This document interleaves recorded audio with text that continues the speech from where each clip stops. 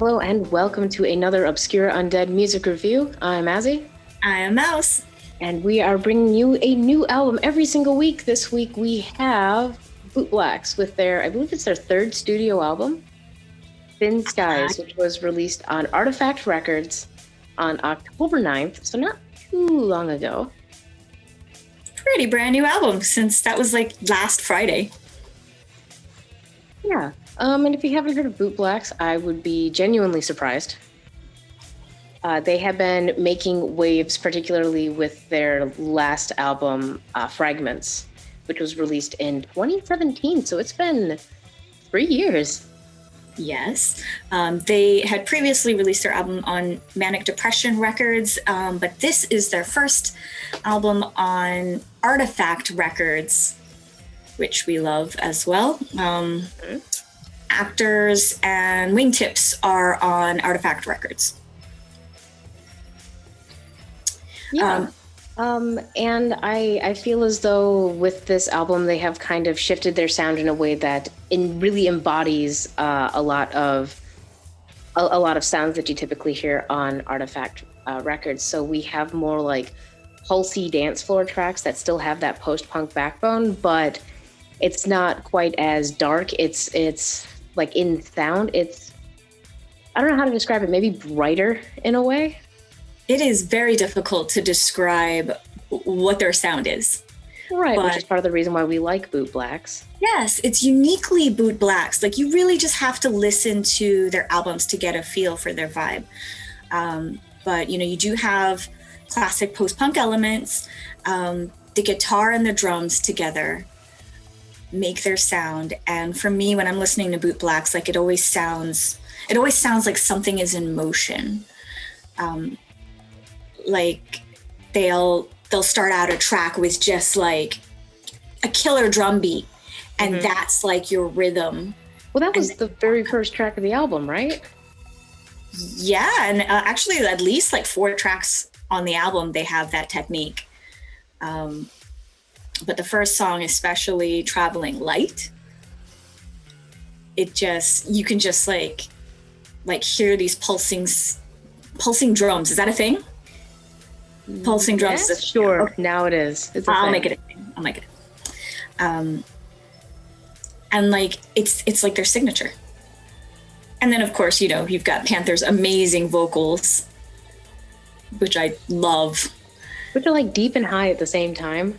How is that possible? Like, you know what I'm talking about, right? Well, they said something in the liner notes of the Bandcamp. It says, frontman Panther's brooding voice captivates as it veers from detached cool to deep vulnerability.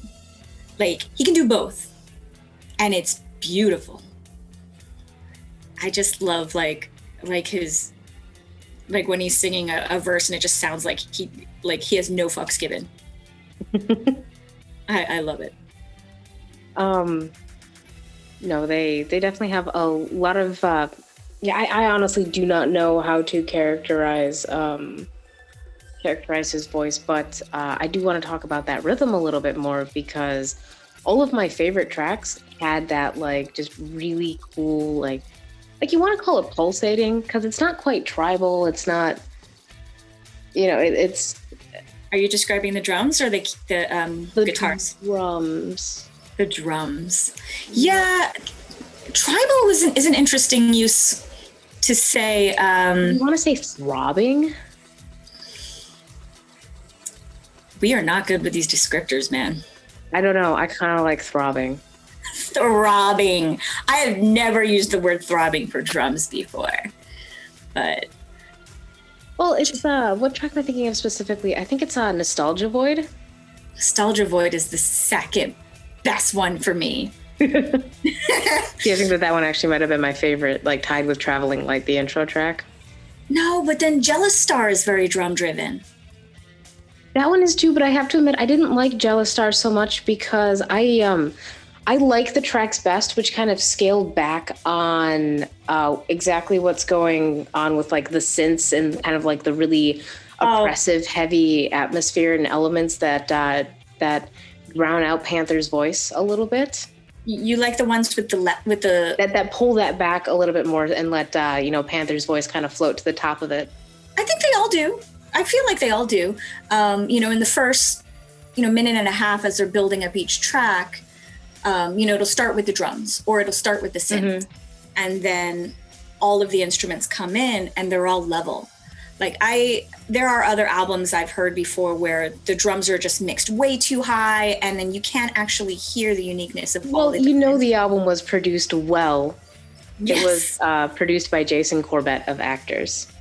Yes. So, and the album is well produced. There are a lot of similarities to Actors. If you listen to Actors albums, you'll hear influence here. And it's not hard to tell that, the bands are buddies.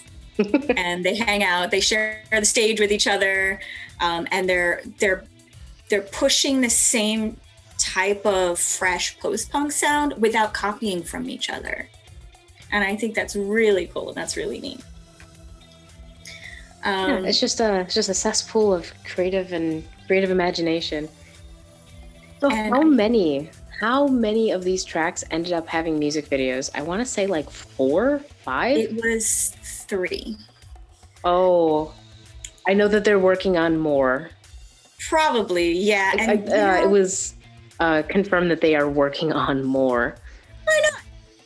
Why not? Maybe we'll end up with 7. Maus and I are convinced that that the music videos are color coded. Yeah, so Traveling Light has this red filter, Thin Skies. No, was it Thin Skies? There is a video for Thin Skies, so that's 4 videos at least I know of. That's all black and white. You know what? Let's just go to YouTube and find out. Okay. Thin Skies, the title track, that was very, very good as well. It was beautiful. It's beautiful and it's elegant. I wasn't so sure about the placement in track 3. When you have a song that's that submerses you so deep, like Thin Skies, I wouldn't want to hear it in track 3. Get the album going first, and then, drop that in the middle or at the end. Oh, see, I was perfectly okay with where it was, but then again, I like more ups and downs than you do.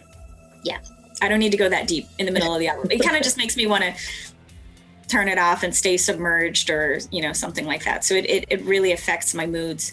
I want a longer buildup of tracks before it drops me into the deepness of Thin Skies moodiness. One thing that really surprised me was that even though this album is 9 tracks, it was 32 minutes? Oh, I didn't realize how short it was. It was so short. The longest song is 4 minutes and 12 seconds long. These are perfect for DJing and just throwing on a quick ditty. I love it. I love the lengths of all these songs. I don't get sick of them. Even if they were 5 minutes, I probably wouldn't get sick of them. I absolutely agree with that. I think that these tracks could have been easily longer and not lost anything. But hey, they're the perfect length. It's just I got to the end of the album and I'm just wait a second. Wasn't this a 9-track album? Where'd the rest of the album go? And 9 tracks is pretty short. Yeah. I think part of the reason why it feels like it should be longer is because nothing really blurred into each other, track-wise. So it wasn't that it all just kind of faded into the background and blurred together. It was more just where are we going next? And then it was over. Then it was starting over. I was like, oh. I think the thing I love the most is the drums. And usually, I'm all about synths. I know. I'm always all about synths.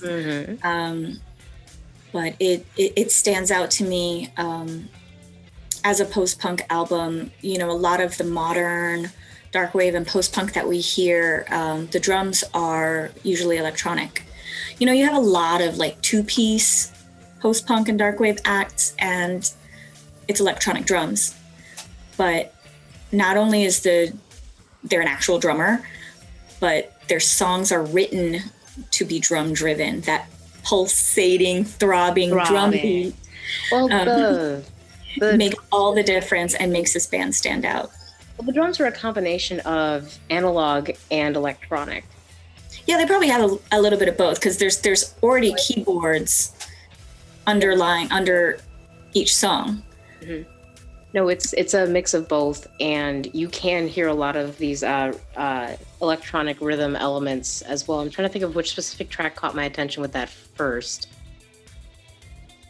I think it might have actually been Traveling Light, the first track, where I kept listening to it because, like, my process is I'll listen to it like on my computer speakers, and then I'll listen to it maybe 5 or 6 times, and then my last couple of listens, I will listen with my really nice headphones, so I don't lose anything. I have to listen while I'm driving. Like I have to close off everything else. I'm not multitasking. Mm-hmm. But yeah, I guess there's also some backing vocals of guests. We've got Shannon Hemmett from Actors. Yeah. Does some backing vocals, and Kennedy Ashland from Circe and Them Are Us too. Does some backing vocals. I actually don't remember which tracks. You know, I do not either. And I didn't write that on my notes. Shame on me. I take terrible notes. But Thin Skies has some really cool backing vocals. I don't know if they're guest vocals or not, but it's just chilling and haunting. And it makes me want to listen to that track over and over.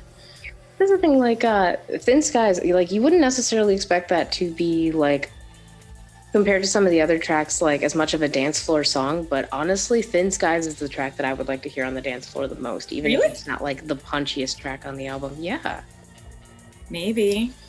If I was drunk at the end of the night and I just wanted to, like, fall into it.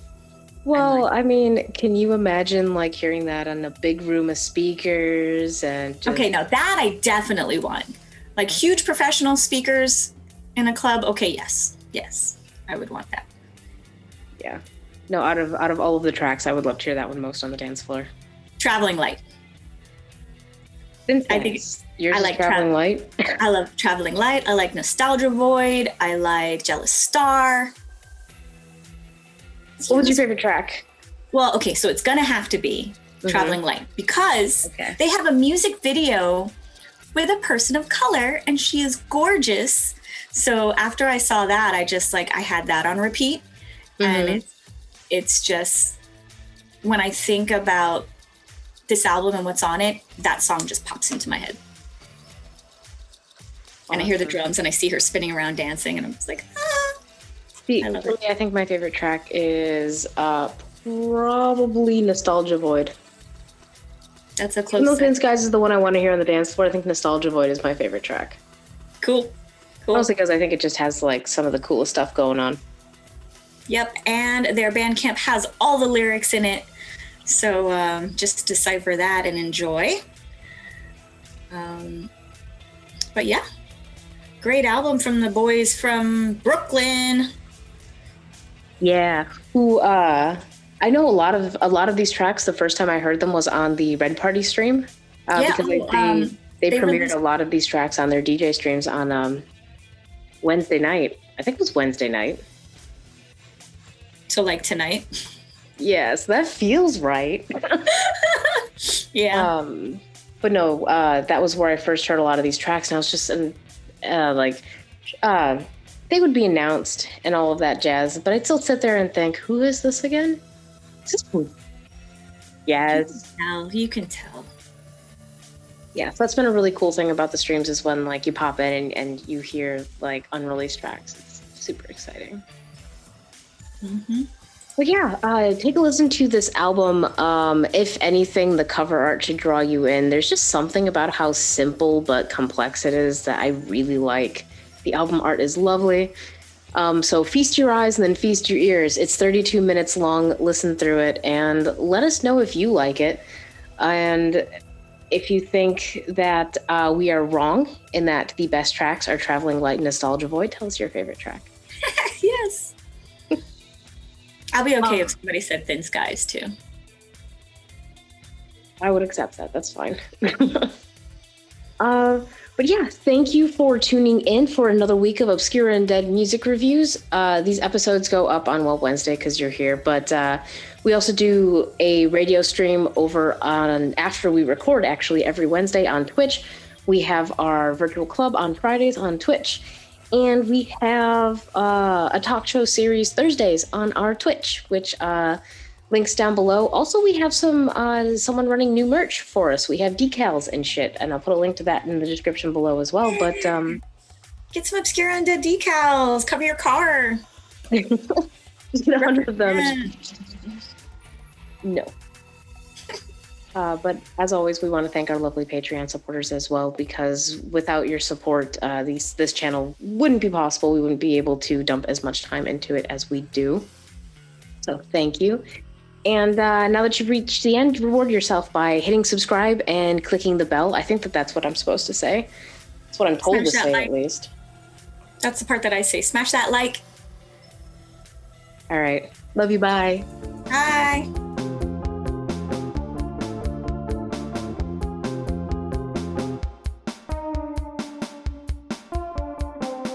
This ignorance of consciousness, despair the self will find eternity.